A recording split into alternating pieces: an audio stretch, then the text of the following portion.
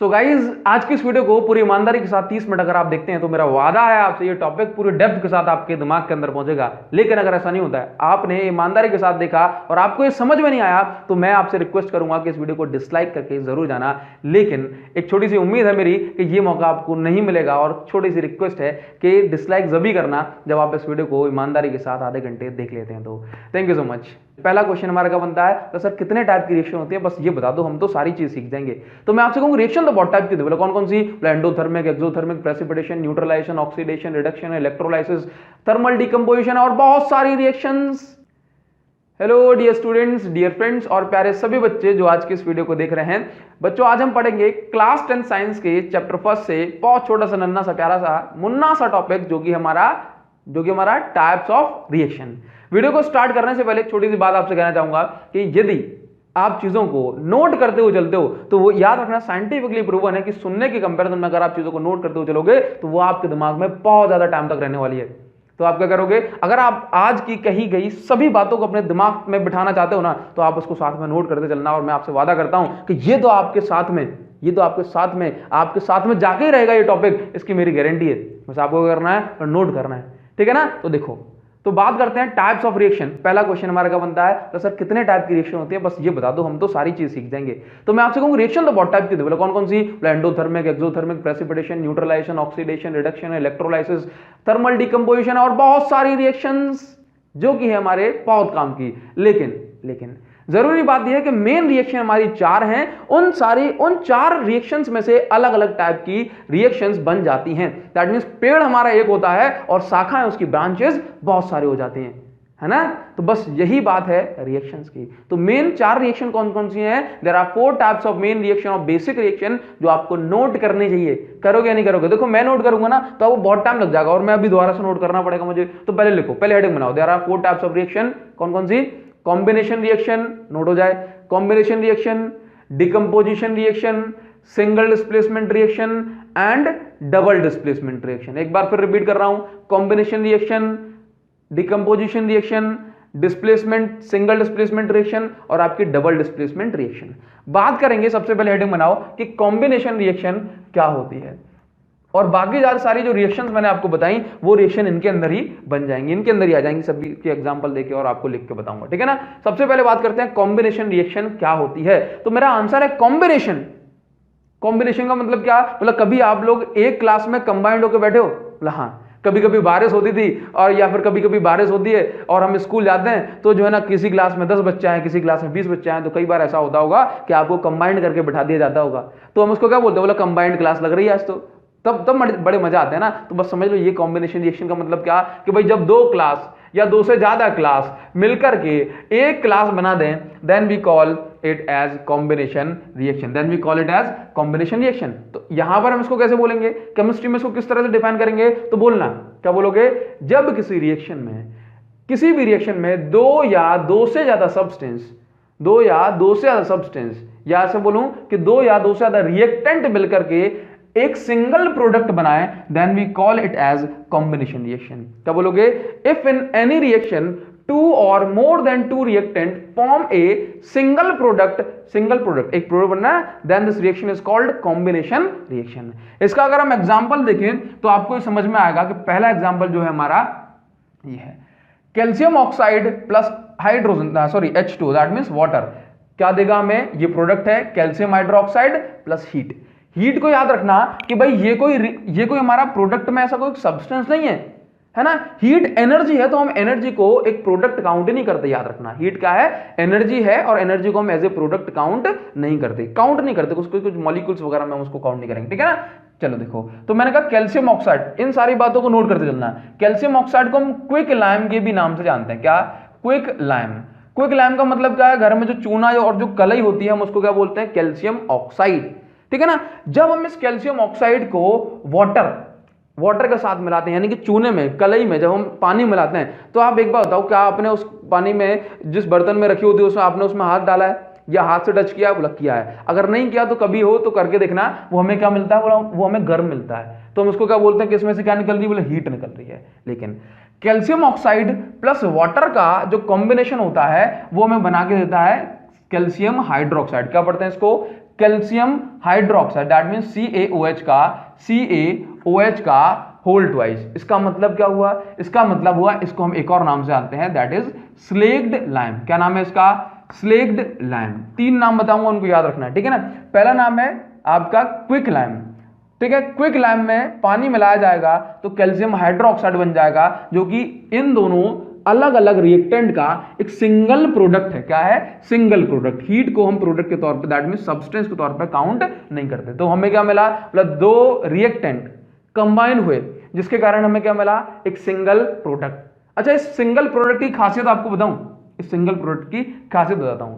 जैसे मान लो आपने चूने में पानी मिलाया, तो चूना क्या था? कलई क्या थी? Calcium oxide. पानी मिलाया, पानी था वाटर, ठीक है। इसके बाद क्या बन गया? बोला स्लेक्ड लाइम, ठीक है। तो हम पुताई किससे करते हैं? हम पुताई CaO से करते हैं, CaOH का होल ट्वाइस से करते हैं। तो बोला CaOH का होल ट्वाइस से हम पुताई करते हैं, है ना। दैट मींस व्हाइट वॉशिंग करते हैं। क्लियर तेरी बात? पेंट करते हैं, ठीक है। चलिए, तो देखो सिंपल सी बात समझना कि आपने कई बार देखा होगा कि अगर आपने अपने घर को पेंट किया, अगर आपने चूने से पेंट किया है, तो आपने कई बार देखा होगा जिस दिन पेंट करते हो उस दिन इतना शाइनिंग नहीं मारता, लेकिन उसके 2-3 दिन हो जाएंगे, उसके बाद घर उतना चमचमाएगा, बोले चांद सा रोशन चेहरा, है ना। दीवारों का रंग सुनहरा, कैसे देखूं तेरी आंखें, आंखों पे पेंट का पैरा। और पेंट कौन सा है? कैल्शियम हाइड्रोक्साइड, ठीक है ना। तो याद रखोगे आप इस चीज को। अच्छा देखो, कैल्शियम हाइड्रोक्साइड के बारे में एक चीज बताता हूं कि कैल्शियम हाइड्रोक्साइड जब वाटर के साथ रिएक्ट करती है ना, सॉरी, कैल्शियम हाइड्रोक्साइड जब CO2 that means carbon dioxide के साथ रिएक्ट करती है, तो CaCO3 क्या बनता है? CaCO3 दैट मींस इसको हम बोलते हैं कैल्शियम कार्बोनेट। क्या बोलते हैं? Calcium carbonate. इसी का हमारा दूसरा नाम है लाइमस्टोन। क्या बोलते हैं इसको? लाइमस्टोन, ठीक है ना। बात को सुनना, ठीक। तो जब कैल्शियम हाइड्रोक्साइड कार्बन डाइऑक्साइड के साथ रिएक्शन करता है, तो पुताई के, दैट मींस व्हाइट वॉशिंग के 2 से 3 दिन बाद उसके ऊपर जो है ना कैल्शियम कार्बोनेट की एक परत, एक लेयर बन जाती है, जिसको हम क्या बोलते हैं कि यही है हमारे शाइनिंग का कारण। किसका कारण? यही है हमारे शाइनिंग का कारण, ठीक है ना। तो अगर आपसे कह दीजिए कि भाई ये घर जो है ना हमारा, आज हमने इसकी पुताई की है, चूने से पुता है हमने इसको, और जो है ना ये 2-3 दिन बाद चमक रहा है, तो बोल देना मम्मी ये नेरोलैक का कमाल नहीं है, ये तो हमारे कैल्शियम कार्बोनेट का कमाल है। किसका कमाल है? कैल्शियम कार्बोनेट का कमाल है। बात समझ गए? चलिए भाई, तो मैंने कहा कि भाई ये H2O जो है ना वाटर पेपर होकर उड़ जाएगा, इससे मैं क्या लेना देना, ठीक है। तो इतनी बात ठीक है।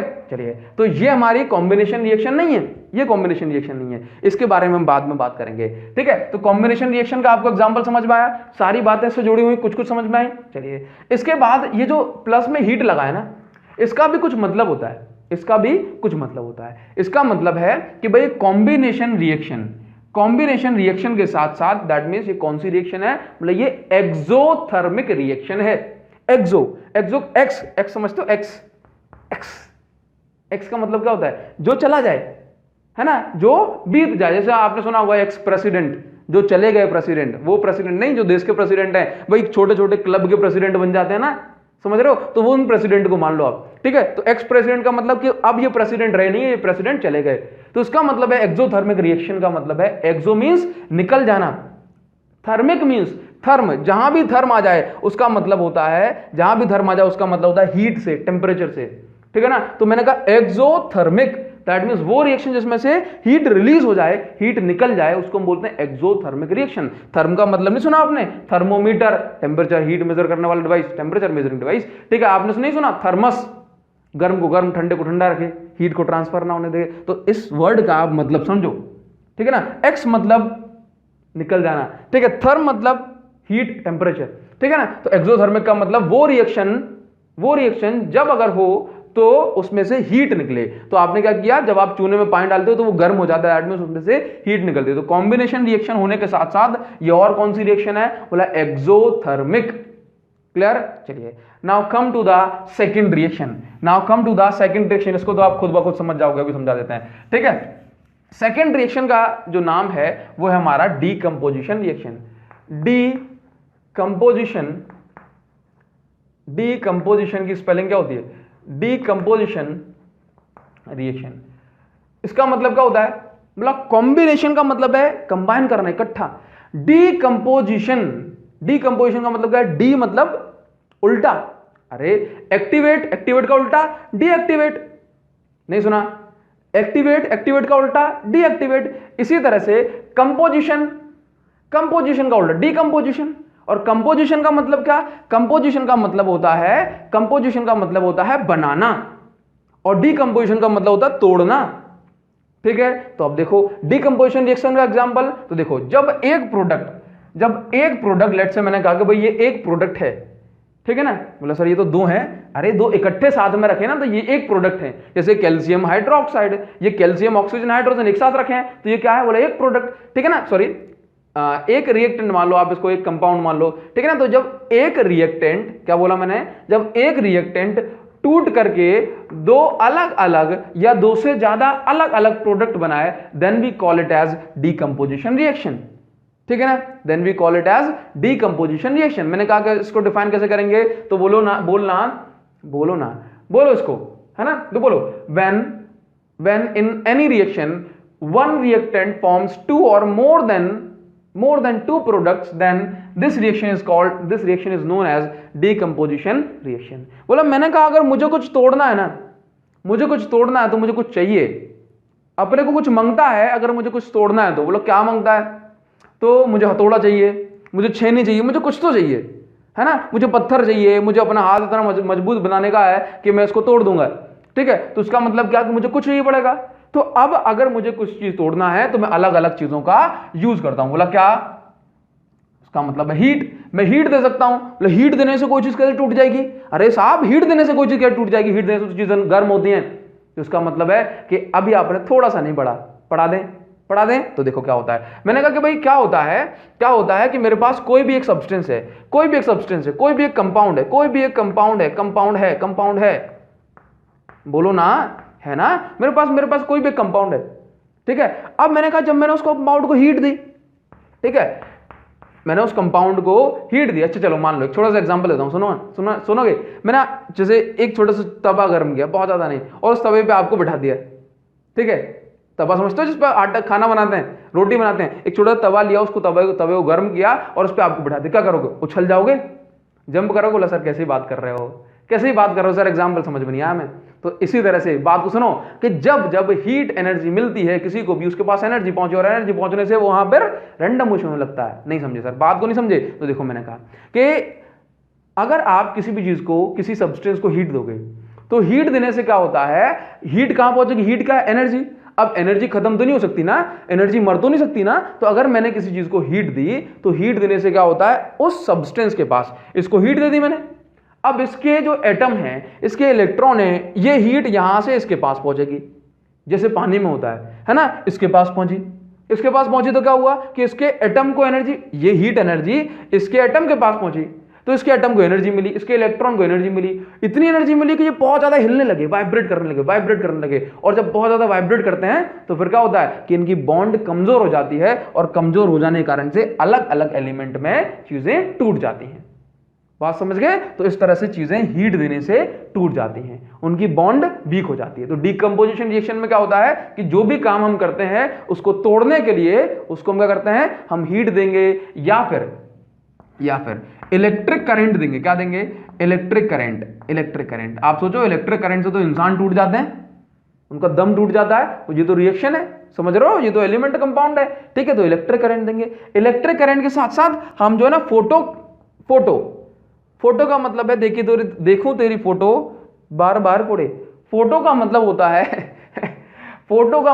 है लाइट। फोटो का मतलब क्या है, सनलाइट, ठीक है ना। तो सनलाइट देकर के हम उसको फोटो देकर के भी चीजों को, दैट मींस कंपाउंड्स को तोड़ सकते हैं। तो डीकंपोजिशन रिएक्शन का मतलब है जहां पर कंपोजिशन को डी कर दिया जाए, दैट मींस तोड़ दिया जाए, कंपाउंड को तोड़ दिया जाए इन 2 और मोर देन 2 प्रोडक्ट, ठीक है ना। डीकंपोजिशन रिएक्शन में किन किन चीजों का सहारा लिया जाता है, बोला हीट का सहारा लोगे, तो हीट क्या एनर्जी है, एनर्जी मिलेगी तो ये टूट जाएगा।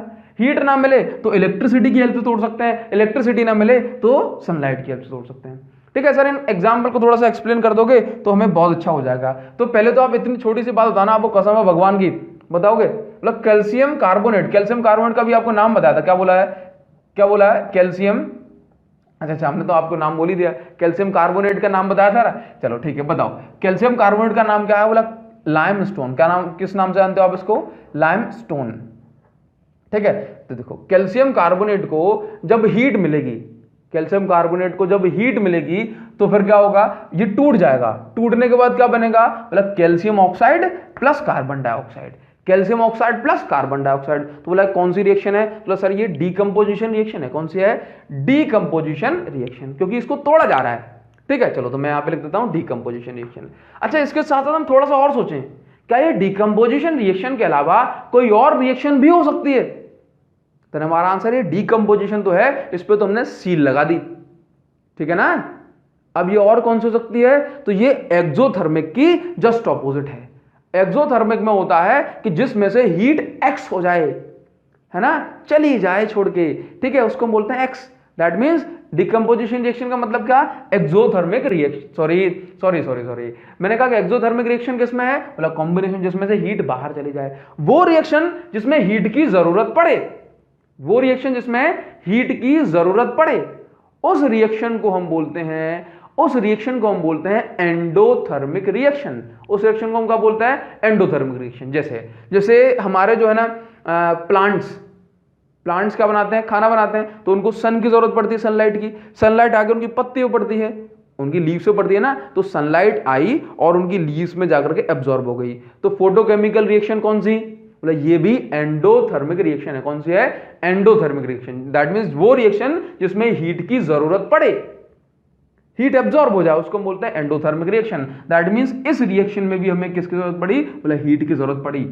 इसको हमने बोला एंडोथर्मिक रिएक्शन भी है और डीकंपोजिशन रिएक्शन भी है। ये देखो, इसमें हीट की जरूरत नहीं पड़ी थी, ये हीट हमें मिली, रिलीज हुई, तो हम इसको क्या बोलेंगे? एक्सोथर्मिक। ठीक है ना। नाउ तो ये डीकंपोजिशन रिएक्शन का एक टाइप हुआ, हीट देके तोड़ा जाएगा। इसी तरह से H2O को, पानी को इलेक्ट्रिक करंट देकर तोड़ा जाएगा। दैट मींस इलेक्ट्रिसिटी देकर के तोड़ा जाएगा, और ये क्या बन जाएगा? H2 गैस बनकर उड़ जाएगा और ऑक्सीजन भी गैस बनके उड़ जाएगा। ये क्या हुआ भाई? 4 हाइड्रोजन हो रहे हैं, चलो तो इसमें 2H2O लगा दो। ठीक है ना, तब ये 4 हाइड्रोजन हो जाएंगे, तब जाकर के ये चीज बैलेंस होगी। ठीक है ना, पढ़ा दी ना बैलेंसिंग आपको। चलिए, इसके बाद तीसरा टाइप जो है डीकंपोजिशन का, वो है आपका सनलाइट से। अच्छा, इसको हम जो है ना, चलो ठीक है, ये ठीक, इसको हम इसको हम फोटोकेमिकल रिएक्शन ही बोलते हैं। क्या बोलते हैं? इसको हम फोटो मतलब लाइट, फोटोकेमिकल रिएक्शन। केमिकल मतलब जो है ना, ऐसा बोलें कि भाई फोटो से सनलाइट पड़े और केमिकल रिएक्शन हो जाए, हम उसको बोलते हैं फोटोकेमिकल रिएक्शन। तो AgCl that mean silver chloride में पर अगर सनलाइट पड़ेगी तो ये आपका सिल्वर और क्लोरीन में ब्रेक हो जाएगा, टूट जाएगा। हम उसको बोलते हैं आप कौन सी रिएक्शन? कौन सी? डीकंपोजिशन का टाइप है ना, तो डीकंपोजिशन रिएक्शन। ठीक है ना। कौन सी होगी बताओ? Endothermic, exothermic? बोलो ना, बोलने बिना मजा नहीं आएगा। बोलो कौन सी होगी? बताओ। सनलाइट जा रही है ना अंदर, तो ये होगी एंडोथर्मिक रिएक्शन। ठीक है ना। नाउ ये आपका कॉम्बिनेशन, इसके बाद डीकंपोजिशन हो गया। इसके बाद हम देखते हैं कौन सी रिएक्शन? बोले ये आपकी डिस्प्लेसमेंट और डबल डिस्प्लेसमेंट। ठीक है, तो थर्ड टाइप आप बना लें, कौन सी? Displacement reaction. डिस्प्लेसमेंट रिएक्शन में क्या होता है ना, कि जैसे मान लो अगर यहां पे लिखा है A और यहां पे लिखा है B एंड ये C। ठीक है, तो A + BC लिखा हुआ है, तो इसका मतलब ये जो है ना, यहां से किसी भी एक को डिस्प्लेस कर दिया जाएगा। डिस्प्लेस अपने जगह से, अपने प्लेस से जिसको डिस कर दिया जाए, हटा दिया जाए, उसको बोला जाता है डिस्प्लेस। दैट मींस A+ ये लिखा है ना, तो ऐसे मान लो कि AB + C। ठीक है ना, तो इस A ने इस B को डिस्प्लेस कर दिया। ठीक है ना, A ने B को डिस्प्लेस कर दिया, that we call as displacement reaction. जैसे कि Fe + CuSO4। ठीक है ना, Fe + CuSO4, और इसको हमने क्या बोला? FeSO4। देखो, इस Fe ने इस SO4 को खींच लिया, तो हमने क्या नाम दिया इसको? FeSO4, जो कि हमारा ग्रीन कलर का होता है। कैसा होता है? ग्रीन कलर का। नोट कर लेना, कैसे कलर का होता है? मतलब ग्रीन कलर का। ठीक है, प्लस Cu। अच्छा, इस रिएक्शन से एक चीज और आपको बताता हूं, थोड़ी सी बात को अगर फास्ट बोलता हूं ना, तो मुझे माफ कर देना।